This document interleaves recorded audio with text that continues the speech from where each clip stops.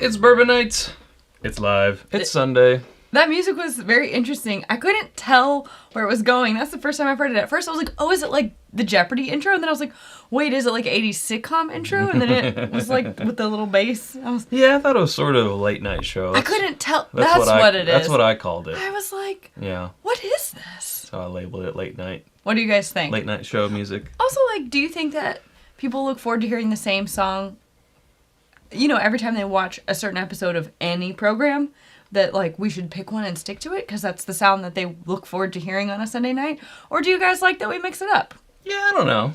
I don't have an answer. I've gone with the mix it up posing a question theme. I've noticed. Yeah, because, we had that one that we did sort of use for the longest time. I love that one. Yeah.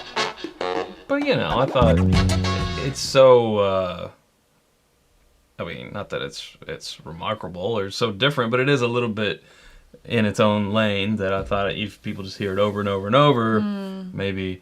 So yeah, just kind of changing it up. They like mixing it up, I think. Mixing it up a little bit. And there have been calls for Lil Chad, who is sitting right there he is. There. Do you see him? He's right there. It's one of those I Spy things. Yeah.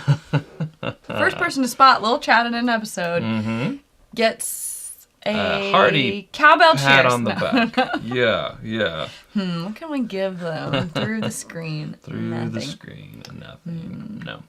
Acknowledgement. Acknowledgement. Yes. A golf clap. You can get your name said by these pipes.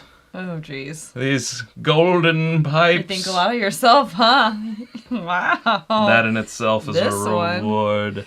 I'm chilly. You're wearing a hoodie. I am. Yeah. And a long sleeve under it, but I'm still a little cold. Yeah, well. Which means I need to drink some bourbon. I'm also a little sleepy, which means I drink some bourbon, it's probably only going to get worse. Yeah. Well, we could... Yeah, let's go ahead and... Not that it matters, but let's get this other glass. Why? We'll save that. Okay. But they're both... Okay. I know. Don't ask what goes on up here, Sarah. We've got... Whatever you want, Chad. Yeah. Oh. The Corn to Run and Corn in the USA, it's our Rebel and Ezra Brooks picks. They turned out to be... Really, really high yields. Really high yields. Yes. And we were also doing a third barrel pick release, the Yellowstone Limestone Cowboy. Which has since sold out. That one is sold out. It had the lowest yield. But these two have a higher yield, so we do have some of these that's made it all the way through Patreon, and now we can actually release it We can tell you guys about it. Outside of Patreon. So, again, it's Rebel and Ezra Brooks. They're both 120 proof. We have the Weeder, we have the Rye Bourbon, and Corn to Run and Corn in the USA. Corn in the USA, baby. I was gonna say we could pour a little bit here, okay. and then that would have us ready in case anyone feels froggy and wants to super chat or anything. Sure. Cheers them. That sounds good. Yeah, but so you simply go to Oh, I spilled. keganbottle.com and then click barrel picks. They have a barrel pick actual menu. Menu. You click that. And you scroll down to It's Bourbon Night. You'll see us. And then boom. And actually, there's a Wilderness Trail. A tiny bit of my Wilderness Trail from last year. There's got to be one case or something. I think it's definitely less than 10 bottles at this point. Because mine had a little bit of a higher yield than yours. So we did dueling barrel picks last year of Wilderness Trail. And there was the Chad variant and the Sarah variant, but they're different barrels. So Chad's barrel ended up yielding slightly less by, I think, 2 or 3 cases. So people usually bought them together to do the head-to-head, which left some Sarah left over. So that's out there, too. Now, I wonder which... Because I flip-flopped on these. I flip-flopped on these, too, back and but forth. This Rebel's tasting pretty good. I might stay a Rebel. I think I started on the Rebel, wait. then I went to the Ezra. I did go to Ezra. And then now I'm not sure. And thanks for Hot Toddy and Scott Pigsley for being our mods this evening. Hello, mods. Doing your mod work with your blue wrenches. Somebody's got to do it. It's the hard work. We appreciate them showing up. We do. Not unrequested. What's the word? Unsummoned. They just show up out of the goodness of their hearts. Yeah. That's a beautiful thing. Every week. That's a beautiful thing. Such kind souls. Yes, sing it, Cameron. Sing it. I was gone in the say. Oh, that wasn't quite it. That was Bruce completely, and we might even get demonetized because it was so on.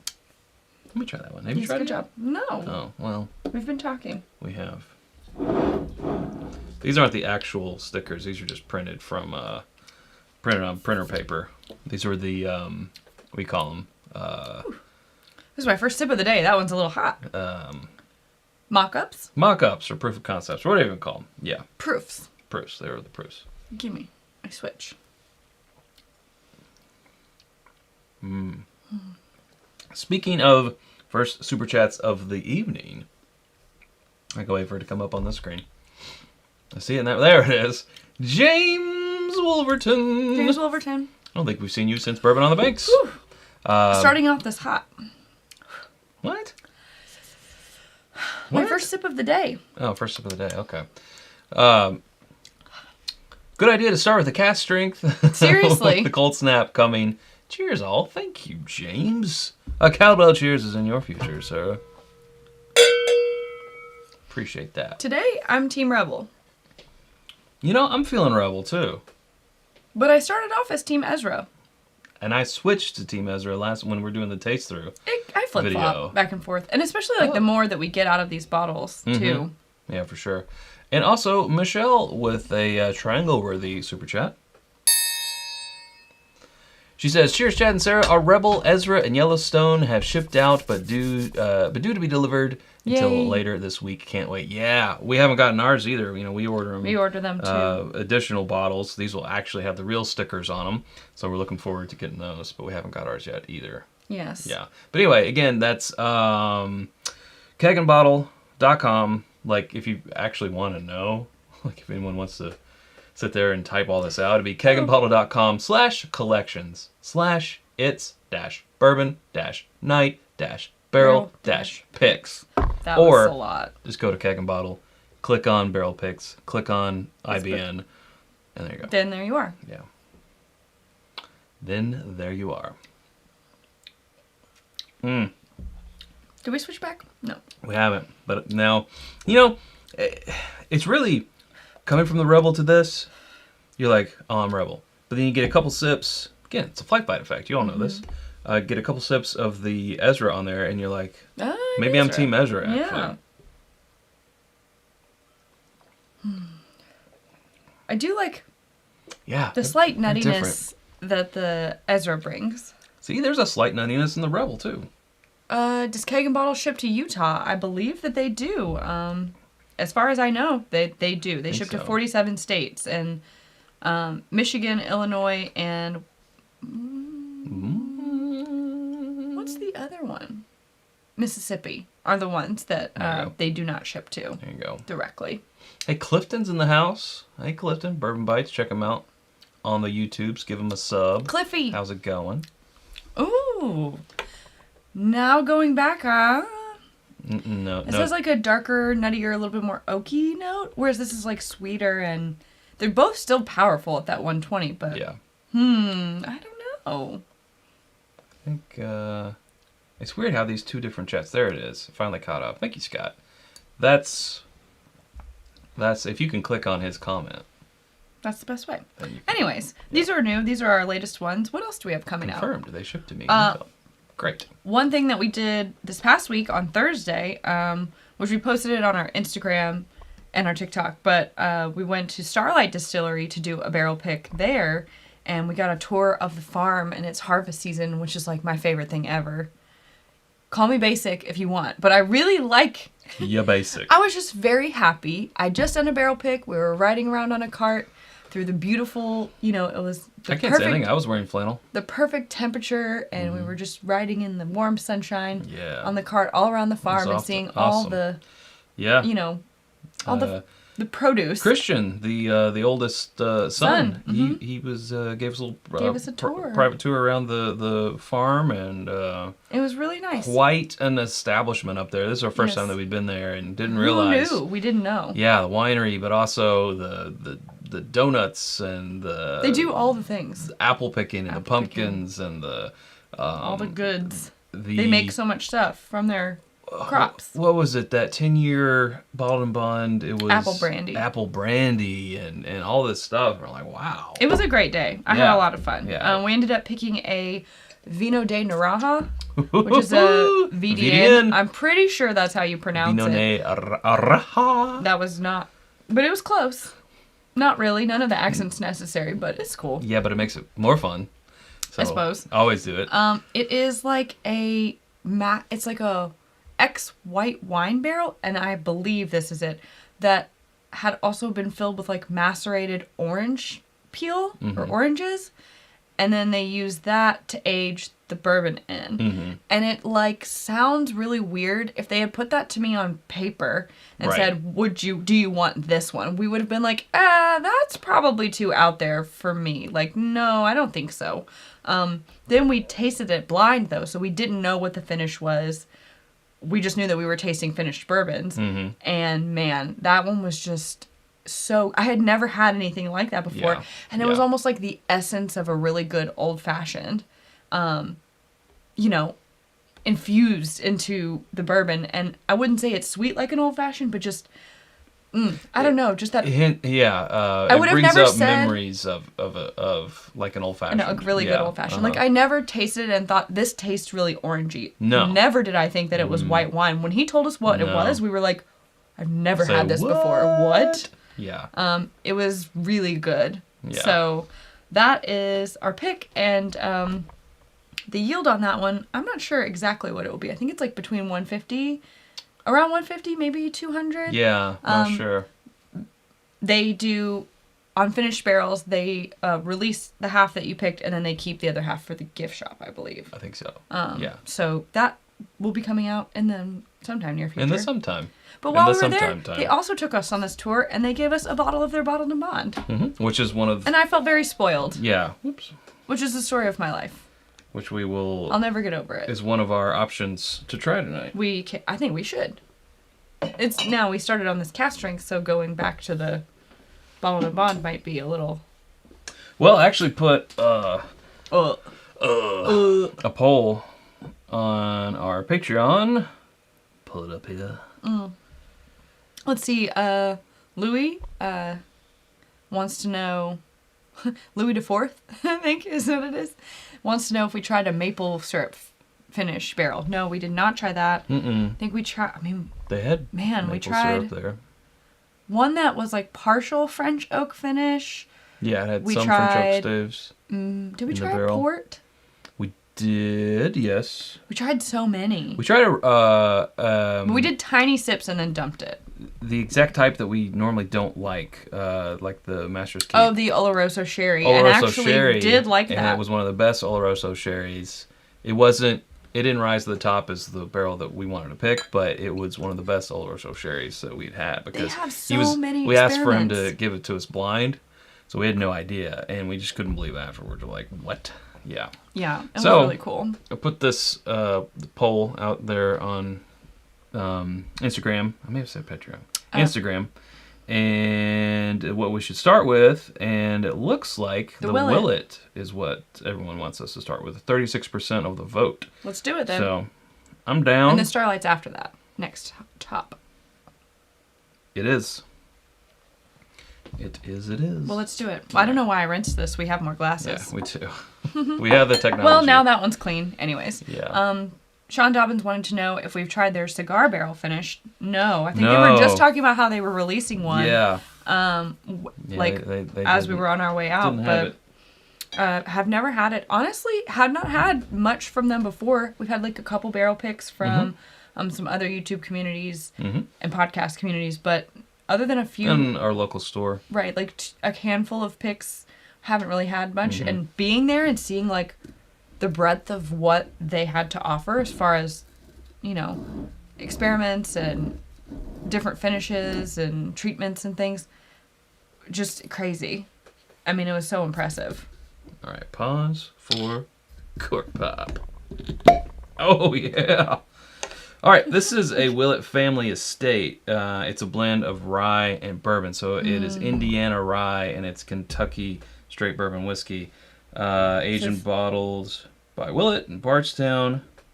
Yep, it says. So it's their bourbon distillate. 6-year bourbon. Yeah. 10-year rye, 6-year bourbon. Yeah, 10-year Indiana rye. Yeah, 6-year. Did we miss a super chat? We did. I got it pulled up. Thank you. Just waiting to get something in the glass. Good call, Cliffy. Thank you. This was 115. Ouch. See, yeah, but it's a rare release from Willett. You gotta expect it. I guess historically for me,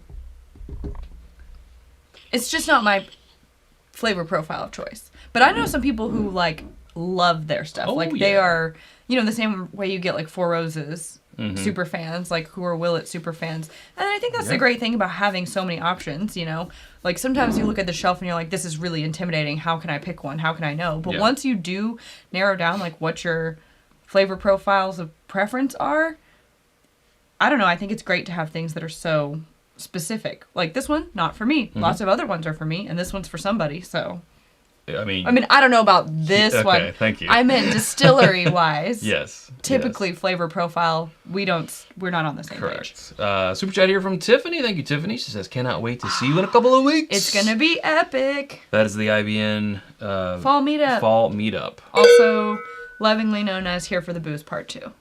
Or 3. 2. 2? Oh, because the other back to Lexington. That's right. Yeah. Well, and last year it was in November. This one is the weekend of Halloween. Back to October. This is Here for the Booze Volume 2. 104 proof. Rare release. Beautiful bottle. Got to say that about these Willets. I mean, they do have pretty bottles. It is enticing. Bottle. Yeah.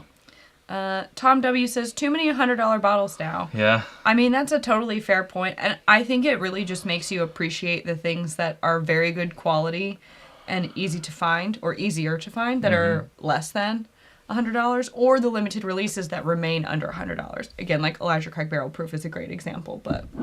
Yeah, we don't have any information on, like, the ratio of that 10-year rye to the 6-year Kentucky bourbon. Not getting super rye nose. So for me, with Willett, but usually when I nose it blind or double blind, I can usually tell because I feel like they have a really signature note, and it's like a little bit herbal, a little bit medicinal, kind of cherry syrup. I get cherry on here, yeah. I am herbal. I mean, like maybe it's like rosemary or something. I don't know. It's just very specific, and I feel like it's very specific to them. That has been with their own new distillate, in my experience. But because this is blended, I mean, I can pick those things out maybe, but they're very faint. I don't think I would immediately jump to, if you gave this to me blind, I don't think I would be like, I don't think you would be able to say it's Willett. No, but I do get... But I haven't tasted it yet, I do get a cherry note on the nose. Yeah. And I just want to taste it, so... Well, let's do it. To your health.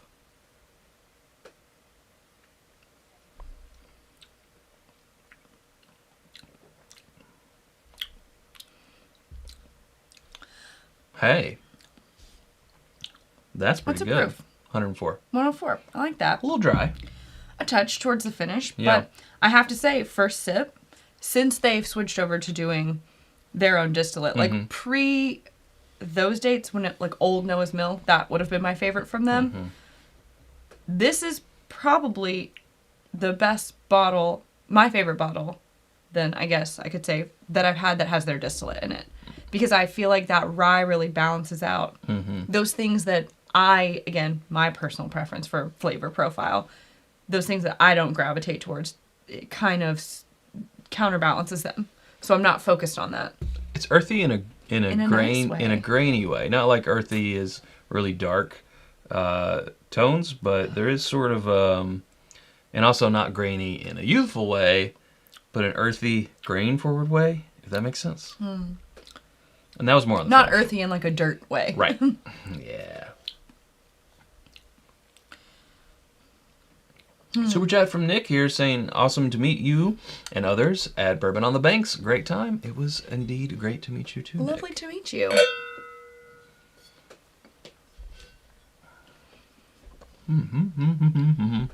I like it though. I mean, again, for me, this is a pleasant surprise. You know, I wasn't... historically, they're just not for me. So it's always a nice surprise. The problem then is, though, $100. Yeah, a little bit more than 100, yeah. For a blend of 6 and 10 year. After tax. Which, again, if you say there's 10 year in it, I always forget that people do this. For every year, they say $10 per year.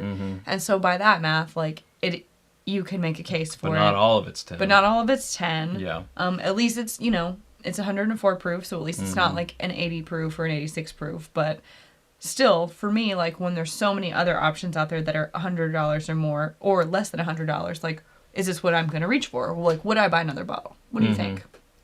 These are the questions we must ask. I don't know. I wouldn't see me running through this one real quickly, so I don't even know if I would have a chance to buy another bottle, since it is sort of considered a rare release. It is one of my favorite modern day Willett things. Agreed. That I've had in a while. And we had the black and purple 8 year. 8 year, yeah. We had that at one a was bar. A little too much on their signature that one profile wasn't for me. So much for us. This, I'm liking this a lot better. Yeah, for sure. And if I remember correctly, that 8 year one, isn't that like north of $300? Oh, it was up there. It's around 300. I mean, I feel like it was around 300. Yeah, I don't think it was quite retail 300, but maybe it was 280. It was up there. It was a lot. It was up there. So it's not $10 per year in that case. No. No. Let us hear from the chat. Actually, let me do a... I want to know if any of you all have had this and what you think. Yeah. Start a poll.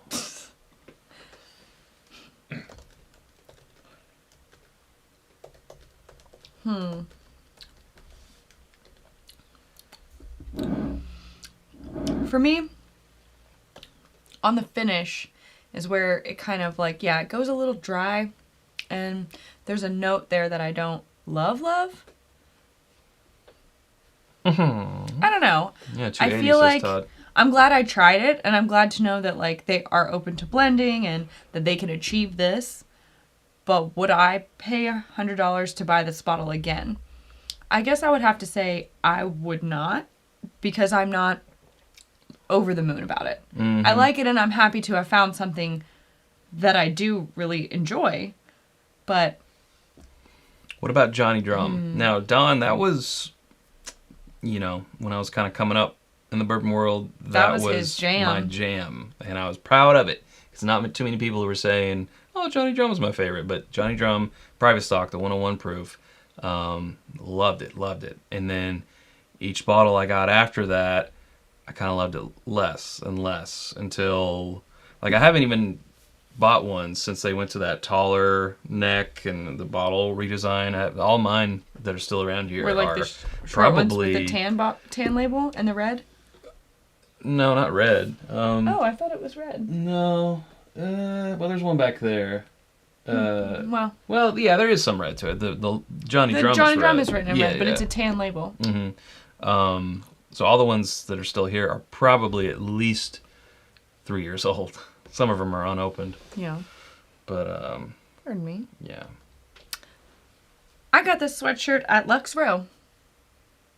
I tell her to wear something that we sell. I know. I was cold. I have a Drink More Bourbon long sleeve on underneath this, but I got cold. It's true. No, that's fine.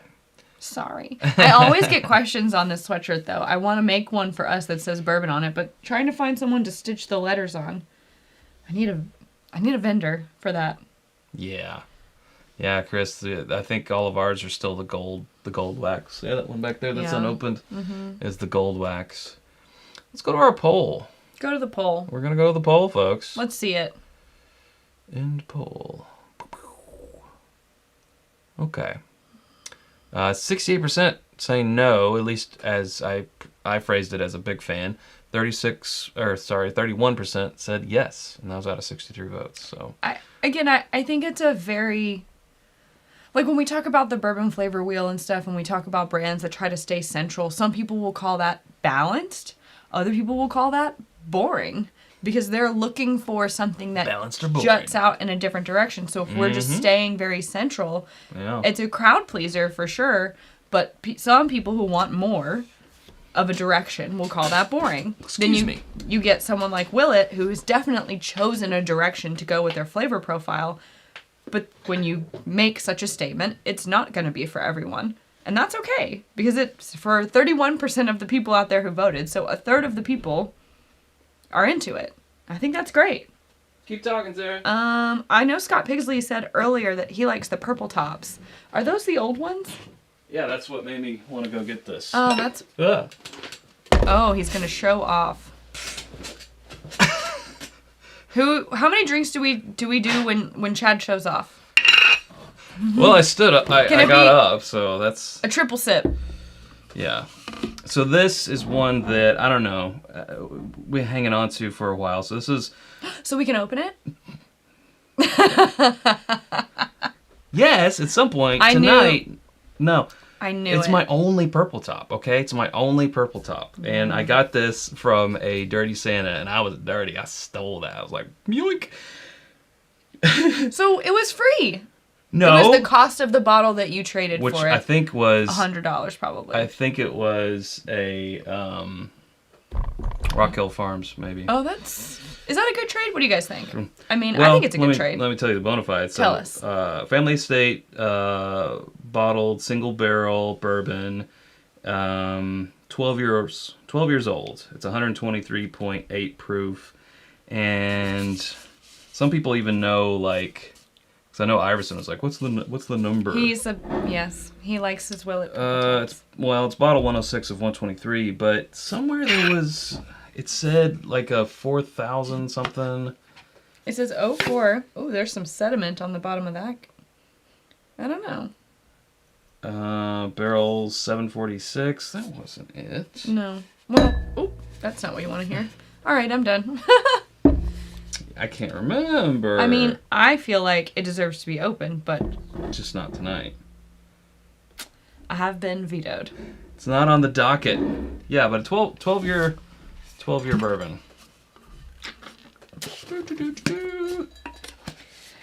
Anyways. Sigh. Deep sigh. At some point. Anyways, what are your feelings?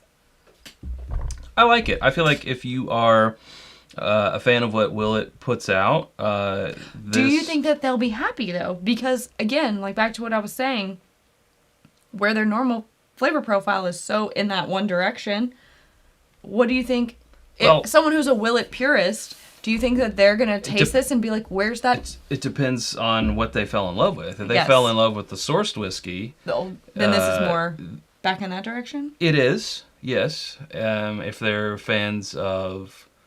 and still some of the purple tops that are coming out are still sourced, right?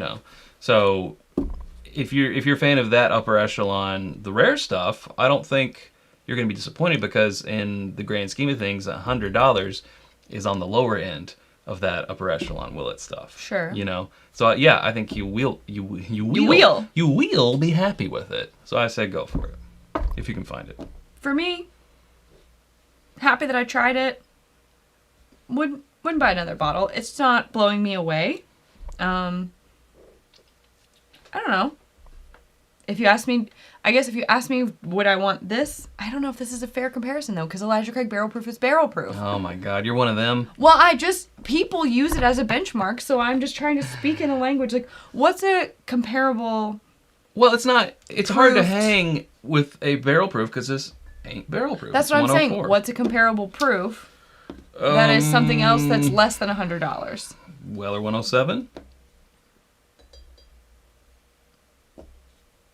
I don't know. That's 104 proof. Oh, Four Roses Small Batch Select. That's also 104 proof. Oh, I don't know. For like limited stuff. But it's not limited, yeah. I guess for me, though, it doesn't have to be the same exact, but I would rather pay $70. $60, $70. $60. And get an Elijah Craig Barrel Proof.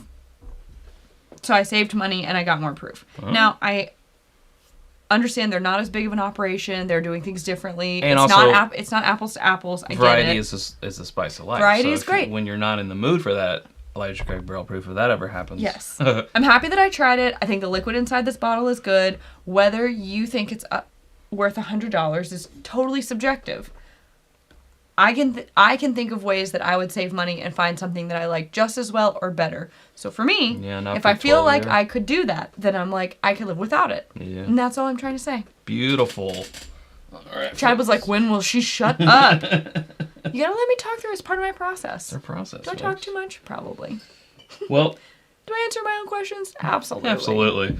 The Starlight was second on our poll of what we should open next. We're going to go ahead and do it. Great. Now, most of their stuff is barrel proof, speaking of barrel proof, but this is bottled in bond, which means it has to be 100 proof on the dot. But what's so important and cool about, you know, a newer distillery, which they are, even though they've been around since 2001, they haven't been distilling on the level they are now for that long. It'll be 10 years next year, though. Did you know? That they started distilling in 2013, I think. Mm-hmm, yeah. It's crazy. Bottled-in-Bond is kind of a big deal for a smaller distillery because it is the most regulated subsection of whiskey. They know.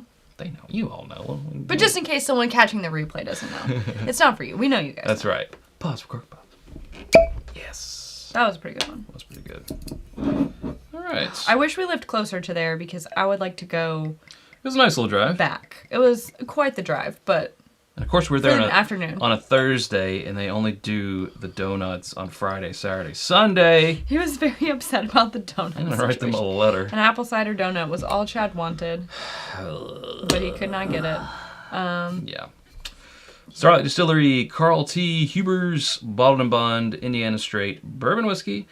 This is their own stuff, all of their stuff. Everything that we tasted at the barrel pick was all their distillate. Mm-hmm. No sourcing. They've never sourced, if I believe correctly. That's what they said. Mm-hmm. Eric the Barbarian with a barbaric super chat saying, just bought a bottle of corn in the USA. Now he regrets it. Yeah. Don't. Yeah. That is not. Yeah. I'm sorry. I've gone into Pearl Jam. None of that sounded like Bruce Springsteen. It's true. But you need to work on your Bruce. Don't bring it back until you've workshopped that. Okay. And for Tony Bag of Donuts saying, Chad, I'll trade you half my bottle of Rock Hill for half of your Purple Top.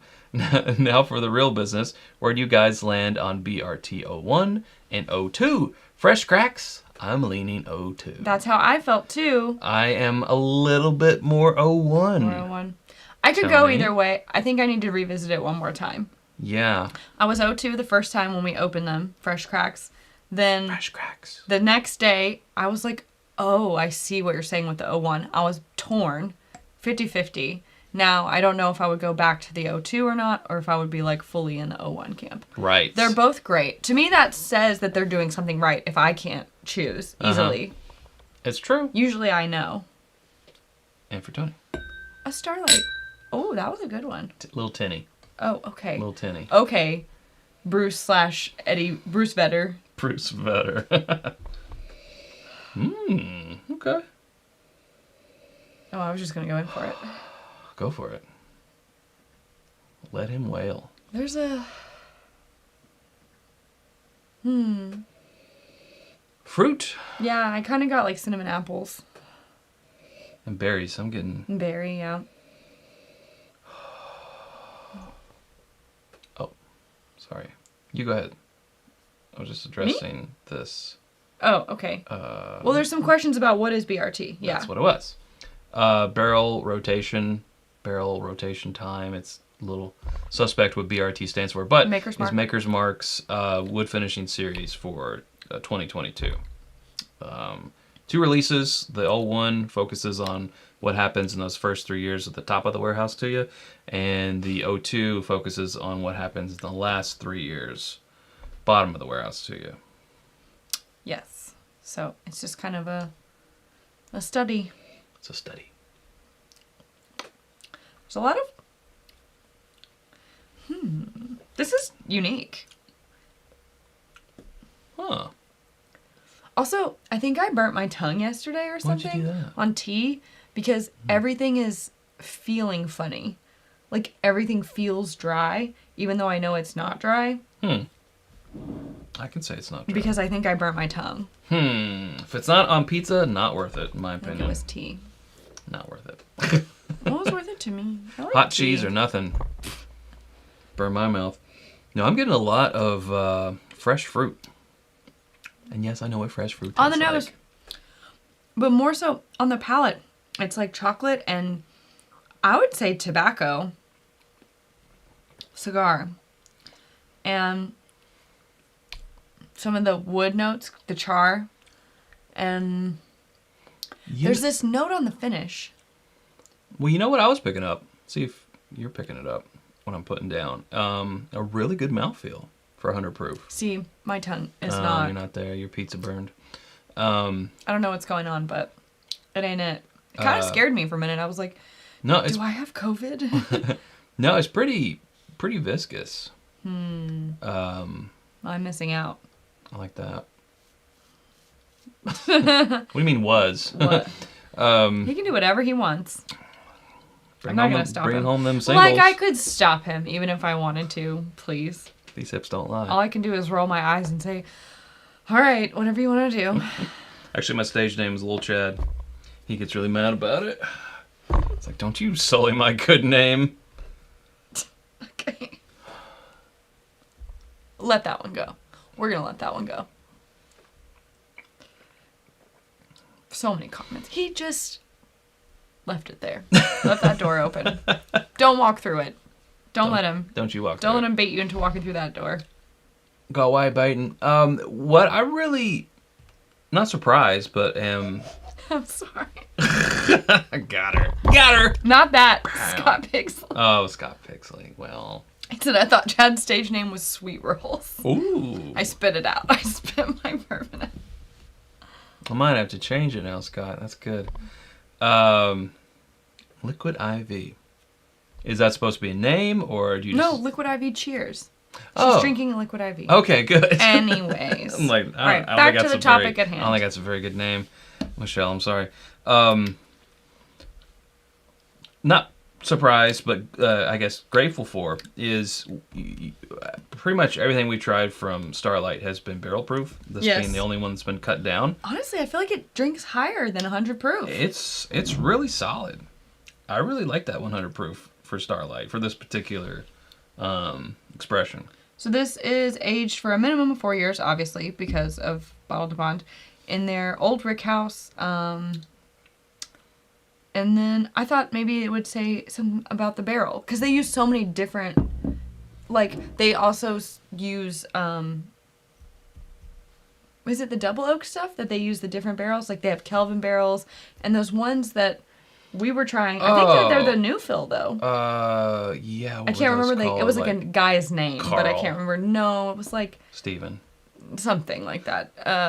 I can't remember. Zach? Zach something. Zach barrels. He just called them Zach barrels. But there was a last name, but yes, something like that. I just remember seeing Zach on the barrels. Oh, well. Yeah. And it really changed the flavor profile. So I thought maybe they would include, like, which one? Dale.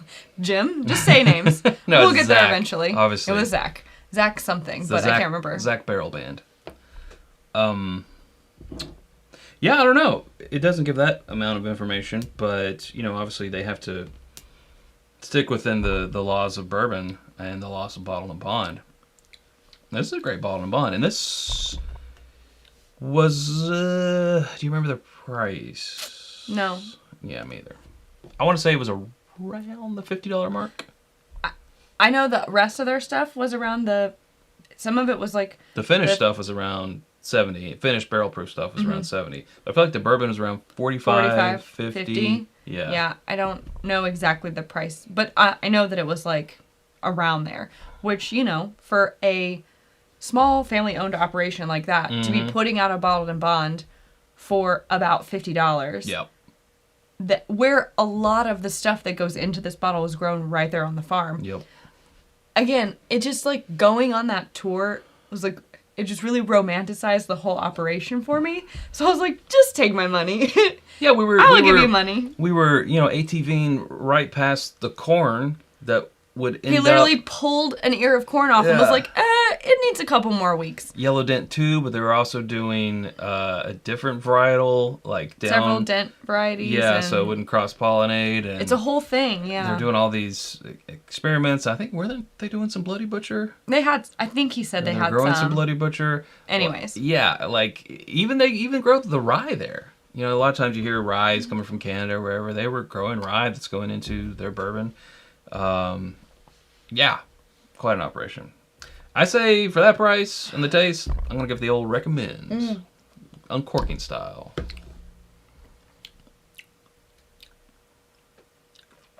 Yeah. Samesies. Good. I like it. It's like this feeling of where it's like doesn't feel exactly craft. I mean, it is, obviously, but it doesn't feel like when you say something's a craft whiskey, I think people get a connotation, right, in their head. They get an idea. So it's like not on that end of things, but it's obviously still not a big industrial, operation either. Yeah. It's somewhere in the middle, and I think you can taste both of those things. Like you can taste the process, you can taste the care, and the standards that they have for it. But you can also taste a little bit of that craftier side. The love. Sure, whatever you want to say. Yeah. No, I like it. I mean, I thought they were just great people too. So yeah, for sure. I would go back. And our pick, I'm so excited for that. DVN, folks. VDN, but VDN. I'll get it. Yeah. He'll get there one day. All right. Well, I got a lot, so I'm gonna save that. Save it. It does for 100 proof. Does that not settle in? Yeah, it really does. Nice little hug. All right, we're actually gonna try a pick. We don't do a whole lot of 8:42. A whole lot of picks on the channel because you get a little FOMO. We can't get that exact pick, but this one was though one you can get. Through Bourbon Outfitters. That is true, because it was at the Kentucky Bourbon Festival.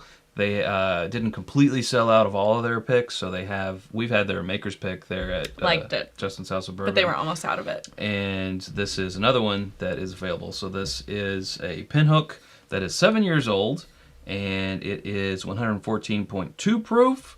The horse's name on this one is Bourbon War. And let's see. It's unfiltered, which is great. So this is vintage 4 of 9 in the True Single Barrel Vertical Series, which follows a group of barrels as they age from 4 years to 12 years old. Oh. So yeah, so again, this is the 7-year, distilled in Lawrenceburg, Indiana, and bottled at Castle and Key here in Frankfort, Kentucky. Not here in Frankfort, we're not in Frankfort, but here in Kentucky. 45 minutes from here in Frankfort, Kentucky.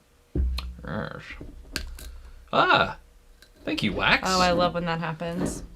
Actually cooperating. This is another one like we don't have or review a lot of Pinhook either. Right. Mm-hmm. There's just so much to do. There's so many options, so much room for activity. And pause for cork pop. Okay. Activities. That's the quote. Activities. From Denon. I'm just kidding. By Menon. You guys remember that? People my age Get out of do. Here. Do you know that? Quit telling me to stand up. My watch. No. You don't know By Menon?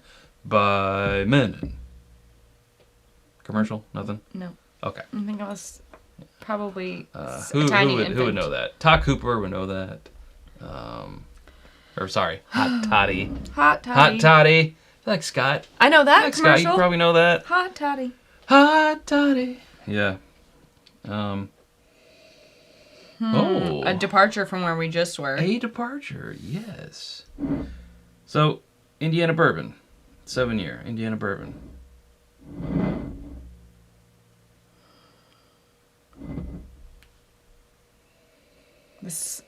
Weird. Smells like, it reminds me of Costanza. Yep. First nose, smoked meats. Smoked meats. Like pulled pork. Oh, I get the savior element. Okay.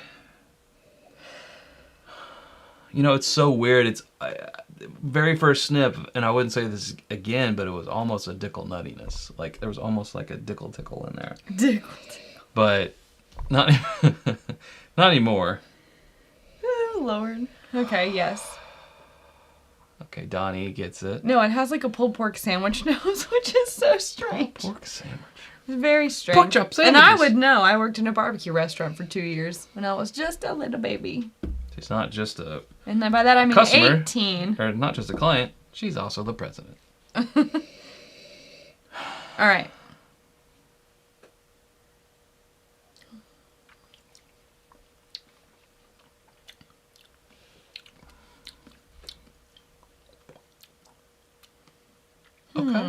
Okay.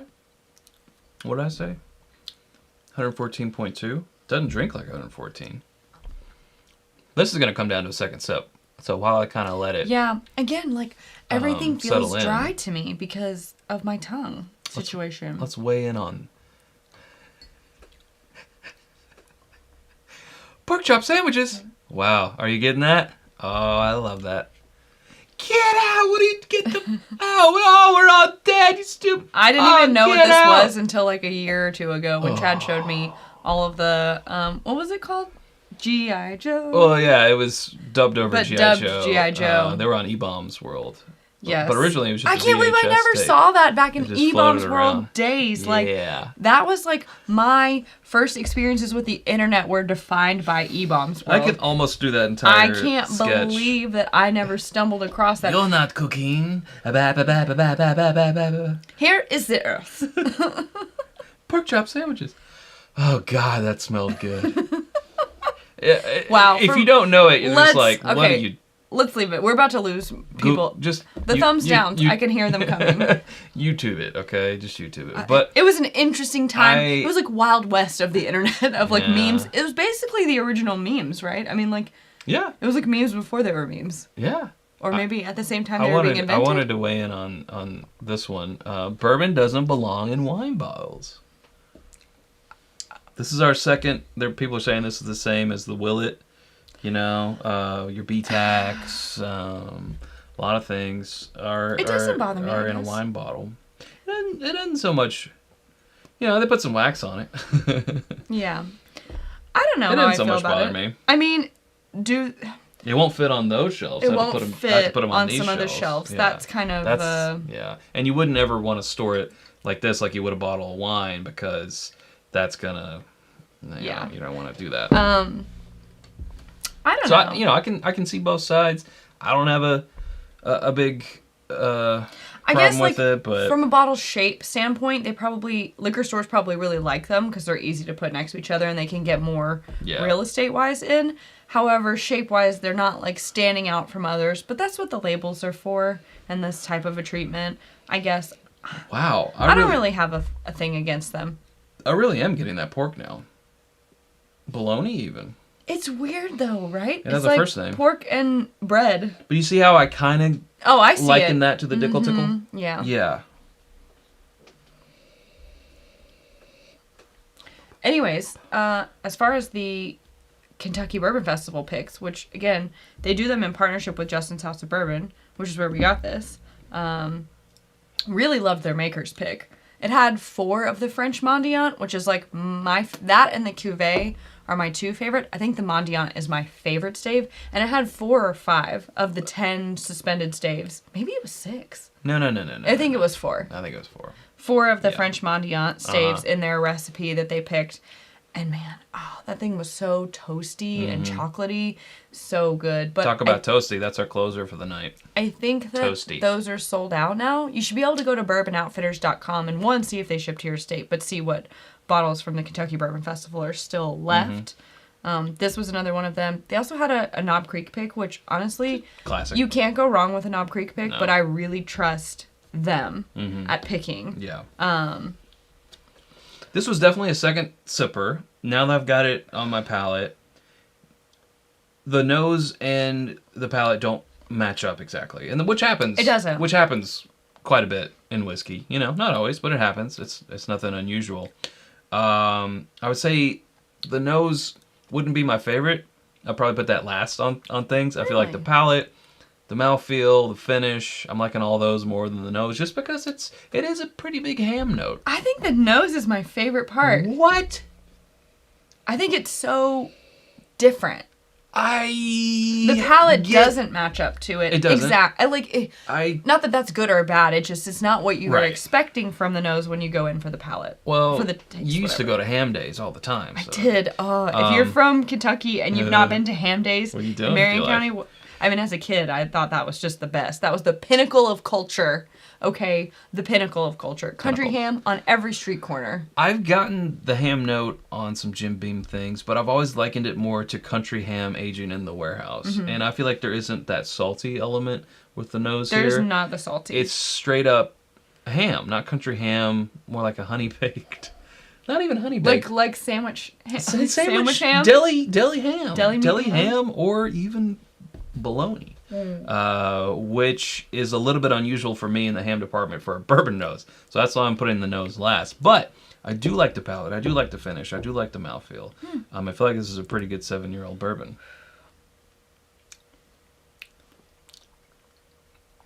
I think my palate might be broken today. Uh-oh. Yeah. Out of commission. We got to put an out of service sign hanging on your nose. I'm like, what did I do? I must have really burnt my tongue.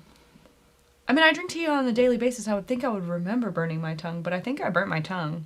You know, I've had days like that where I know I haven't burnt my tongue, but I've just felt like everything is hitting my tongue the same way. Yeah, yes. I've had those days. So I think I might have, because honestly, I mean, and this is... maybe your sinuses or something. I'm not trying to, first of all, not complaining at all. And second of all, I feel like what I'm about to say is probably going to be cringy in a it sounds like a humble brag kind of way. Complaints.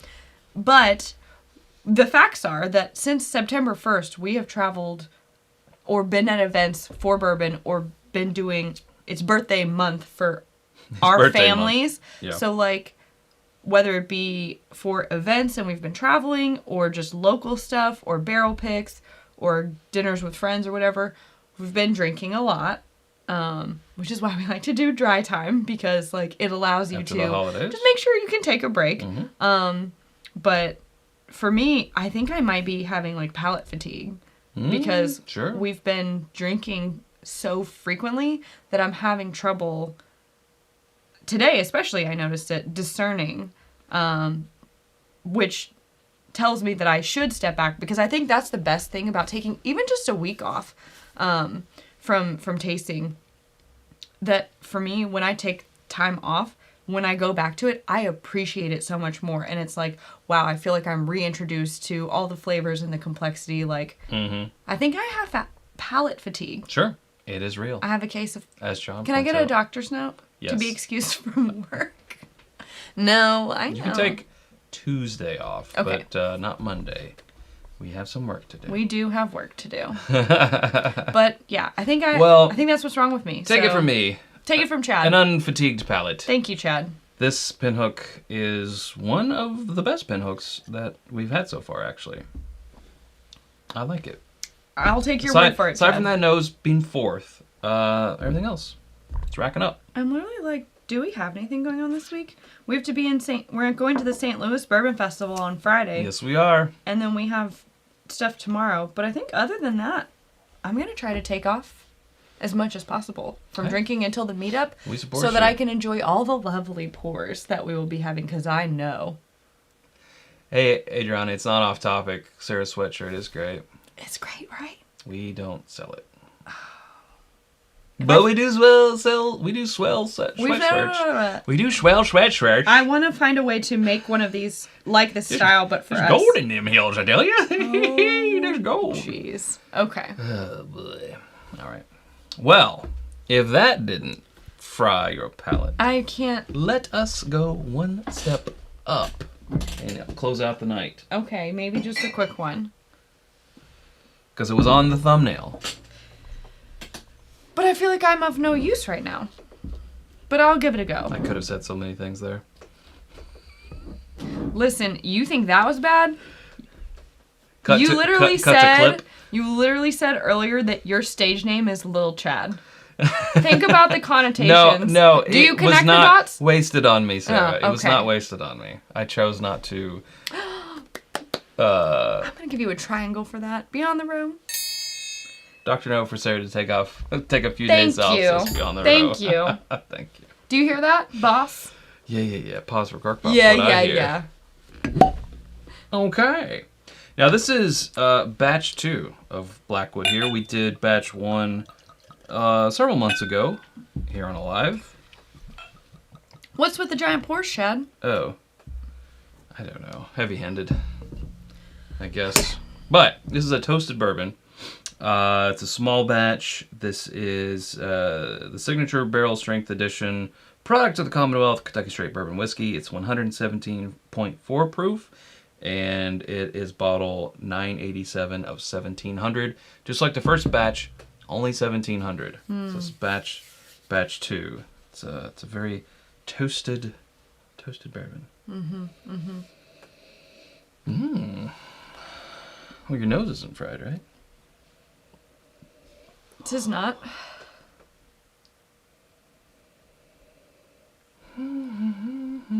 This has some floral notes to it. It took me a second. A lot is happening at once. I get brown sugar and some floral. Herbal. Like fresh flowers, fresh cut flowers in the kitchen while you're making something with brown sugar. It's really very sweet and herbal. Like I haven't gotten on very many tea. Noses before. This could be like a chamomile tea or something like that. Rose petals, like very floral on the nose. Wow, it's so kind of delicate. But there's also for 117 something dark in there. 117.4. By the way, it comes in... Is it a box, Chad? A beautiful box. Embossed. Look at how the light catches it. The inside, also. This part, also. Yeah, like, this is how it should be. Look at that. Even the inside's printed. Exactly. That's nice. Yeah. Yeah, this feels very herbal tea sweetened with brown sugar. On the nose. Yeah, it's almost a perfume. It is. It's very perfumey on the nose. Nice. Very fragrant. Now, just from the nose, if I didn't know any specs here, I would be like, I'm about ready to drink something in the 90s. I was going to guess a Four Roses. Or, yeah, if you told me nothing about this, and I knows this, I would guess it was one of the more unique finds as far as like the Four Roses recipes, like maybe a Q or a K or something like that. Yeah, Q for sure. A Q, yeah. Or a finished whiskey. I would guess that too. All right.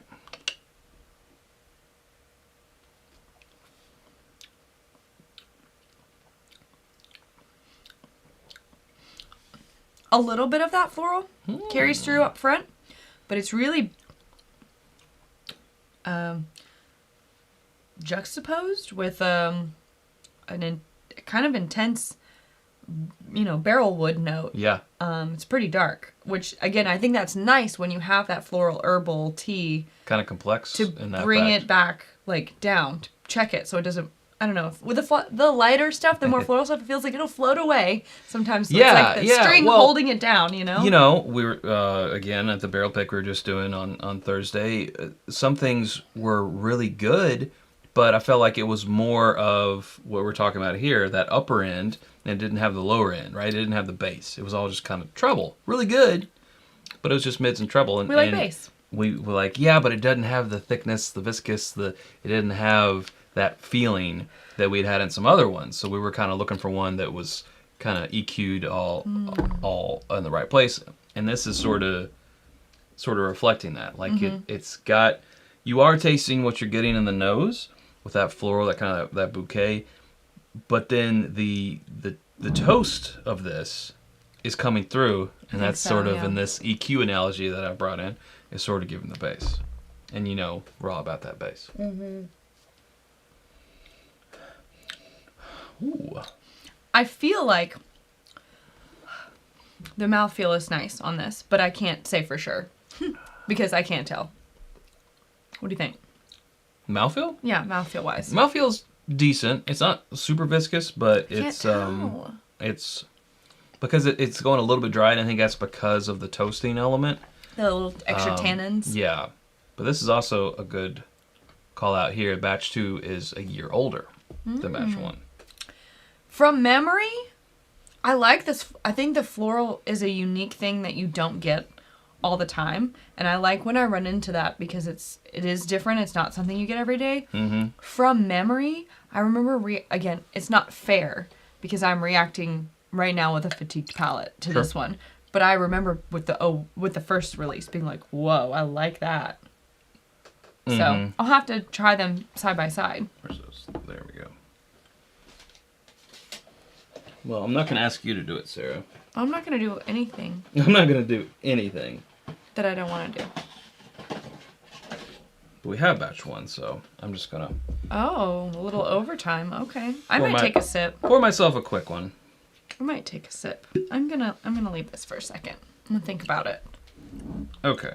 So we all remember the full logo is batch 1 here. Very, very honestly, though, 121 proof. So it went down a little bit to 117 in batch 2. I think maybe a similar nose. They're not one for one, but I could see them being related. Mm-hmm. The vision is similar. The vision.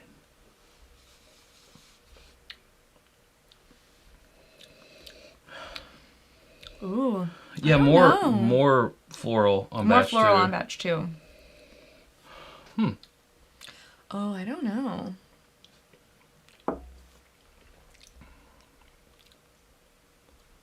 One has less of the top end, like less of the fruity notes. But I feel like it doesn't also go as deep into the char either.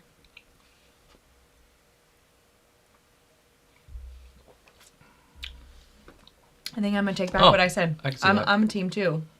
I'm release 2. Yeah, I think 2 takes what 1 had and adds more good things to it. Mm-hmm. I think it adds that extra bit of like char and like it goes deep dark. a little bit more bass, and it also pushes some treble into the mix. Mm-hmm. Yeah. I think I wasn't expecting that. I thought I was going to like the first release better, but I actually like the second release better. Batch 2. But I can see, again, they're obviously related. Yeah. Vision-wise, they're very similar. So this is 150. 150 for both of these. Or each. For each, yeah. 150 is the price. Now, I don't know, can you also get these on Bourbon Outfitters? Because we did get this from Justin's House of Bourbon. I would think so. I would think so. I would think so. Know. I don't think they're exclusively sold at Justin's. I also don't know what the distribution looks like on these. Like, I don't know if they're Kentucky only or only a few states at this point. I want to say they're outside of Kentucky, but they're I don't know what limited. States. Yeah. Mm-hmm. Yeah. So I have to say, I know 150 isn't a little. It is, but also for a limited release, pretty par for the course, right? It's under $200. I have to say for a newer release that is still, it's bringing something to the table. It's not just someone else's thing in a new package. They are doing things with the toasting that is bringing a different flavor to the table. I gotta say, I'm liking these, so I'm giving one of those. I'm gonna have to. I feel I'm not in a position to say yes or no. I wouldn't. What's the word? Not that I wouldn't trust my palate, but your palate is compromised. I'm compromised. Yes. I would lean towards yes, because I believe that I recommended the first release, and so if I like this one better, therefore, ergo, I would. Yeah. But I think another way to put it is like we've had 2 limited releases tonight, one being the Willett, and this one being the other one. Between the 2, which one would I pick? I would pick this one. It's bringing a little bit more flavor than the Willett for me. was. Now, also, it's not fair because it does have it on proof as well. It does. It's also a little bit more expensive, but they're both sub 200 and if we're playing in that $100. Limited $100 plus range. Yep. If I'm gonna spend some money, I think I would go with this one. Okay, batch 2 is at Bourbon Outfitters for $150. Thank you, Jeff. Thank also you. Want to say, the dulcet tones of Chad and Sarah. And then also a super Somebody chat print that somewhere. from G-Hawk saying, sorry, late to the party tonight, sipping on some IBN Penelope Toasted. Speaking of toasted, that is a great pick. That's the B-side, and it is tasty. We will give you a Blackwood cheers. Oh. Clonk. Clonk. I might have to revisit this. Yeah. That's good. So, favorite pour of the night? I don't know. I can't. Well, of course, it's the IBN ones we started with. Okay. I'm going to say it's this guy. I can't say. Like, it's weird because everything's hitting my palate the same way. Also the most expensive of the night, but I feel like this has got some really good complexities. Anyways, I don't know. I mean, Scott is correct. If you had opened it, it would have been the Willett Purple Top, but it would have been... Truly, it would have been wasted on me this evening, so I'm glad that we didn't do that. Yeah, you were like, open it. But like, I can tell you are compromised. I can't open this Willett Purple Top. Is this age stated? No. It's not age stated. It's not age stated. I didn't look up, the press release. They may state... It's interesting. I want to say it's like 7 in the 6, 7 to 8. 6, 7, 8, 9. Okay. 7, 8, 9. Why was 6 afraid of 7? Because 7, 8, 9. I got you. I do think an intereswhen conversation that has started... it hasn't started to come up. I think it's been going on for the past few years. But when we see a flood of bottles in the $100 plus range of a certain age or blended or finished or whatever... When we start to see that flood, what happens to the bourbon community's appetite for bourbons and bottles in general? Because I think that the thought is from those they that be, I don't know, fix it. I can tell you're not listening to me. Don't do that. She actually did that to me the other day. She licked her fingers. Okay. And she did... Because he had a great, long old man beard hair sticking straight old man out. Beard hair. It was great, and it was like crazy old ones sticking straight out. And I tried to fix it 3 times, and it wouldn't go. So it was I didn't have anything else, so I fixed it for him. And I didn't say that. I said thank you. I didn't say get out of here. I said when you get home, you need to trim that. Ew. Anyways, as I was saying before I was rudely interrupted twice, he never listens to me. As I was saying before I was rudely interrupted twice. Yes, but you weren't listening to me before that. Well, I fixed... Don't worry about it. I fixed it. But yeah, I don't know. Now that my thought train is broken, what I was trying to say was something like it's being pushed by those that be in the direction of Scotch in thought process of like, well, how old can we get things or can we finish things? And then how much money does that cost? And you see bottles get more and more expensive and all that stuff. So what's going to happen to the everyday person? What are they going to feel like when this stuff becomes unattainable from a price standpoint, availability standpoint, and there's more options than ever? What will happen to the sentiment? Not just like, what will they do, what will they buy, but like the sentiment, I think a lot of people I've seen in the comments are saying, at this age for this price, they're out. And I think we're going to see a lot. I just think it's a good topic of conversation because I don't know that there's one cut and dry answer. Yes. Because alternatively, we say a lot, if you try something blind with other things that are older or less expensive or more expensive or whatever, it should just be about the thing that you like the best. For sure. But that's always tough when there's benchmarks out there. Right. And, it's sort of a double-edged sword, not to get too much into a topic here at the end, but we as bourbon drinkers are so much about transparency. As much as you can give us, that's what we want. We want the age, even if it's the minimum age of the blend. We want, if it's sourced, where was it distilled? Give us the mash bill. Give us that mash bill. If it's a blend like that Willett tonight, let us know how much of that is the 10-year rye, Indiana. How much is that 6-year of your Willett stuff? We want as much transparency as we can. On the other hand, see if I can find it real quick. I can't. I was going to put it up on screen, but someone said 150 for a 6-year. No thanks. Like, I'm never going to be paying 150 for a 6-year. On the other side of that coin, it would almost be better if that knowledge, if you didn't cover the earmuffs, if you didn't know.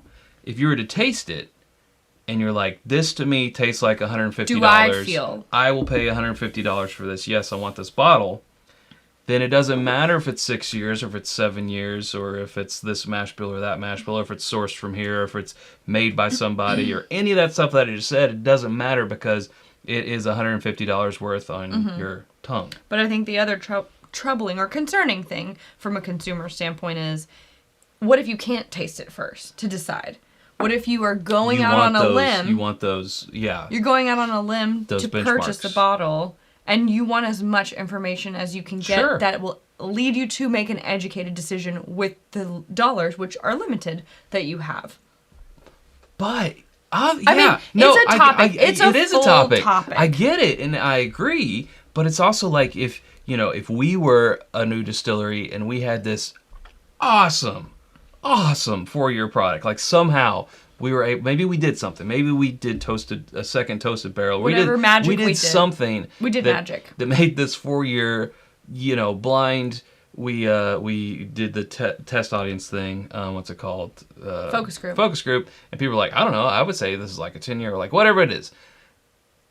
We would almost want the opposite, like, let's not tell people that it's 4 years, because if they were using that as a benchmark, they were like, no way, let's say we were selling it for $75, no way I'm going to pay $75 for a 4-year. But I think that you should be transparent. I agree. But there is a stigma then there's the stigma. Exactly, there's the stigma. Which is why you open a tasting room where you give out and then free that would be quarter the way to ounce or it. half ounce samples before you buy a bottle, or they're $5 or $10, whatever they are. They're $3. You've got to pay for one.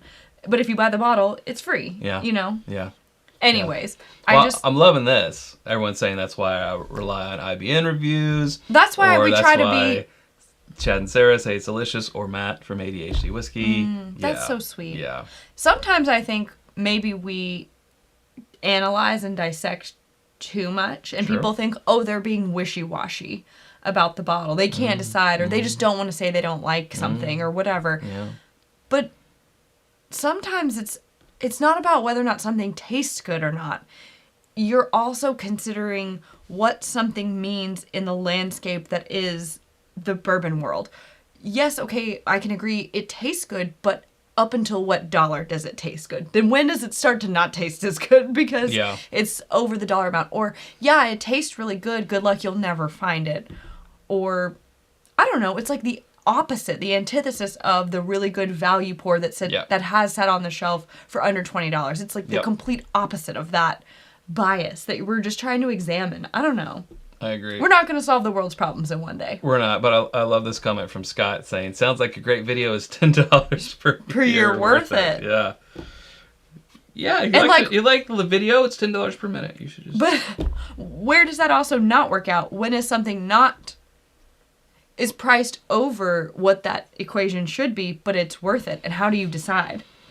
I can't think of an example off the top of my head. But you know what it's sort of like? It's sort of like saying Star Wars would be the highest grossing movie if you adjust it for inflation. It's sort of like, well, now we're in 2022, so we have to adjust for inflation. Like, is it $10 a year, or is it $15 a year, or whatever it is, because bourbon prices keep going up. It's sort of like, once you get a bar set, they move that bar. But going back to what we were saying earlier, and Michael just called this out, like the fact that we have benchmarks like Old Forester 1920 and or Elijah Craig Barrel Proof and or Rare Breed, or insert your value on the shelf pour here, or easier to find. Yeah.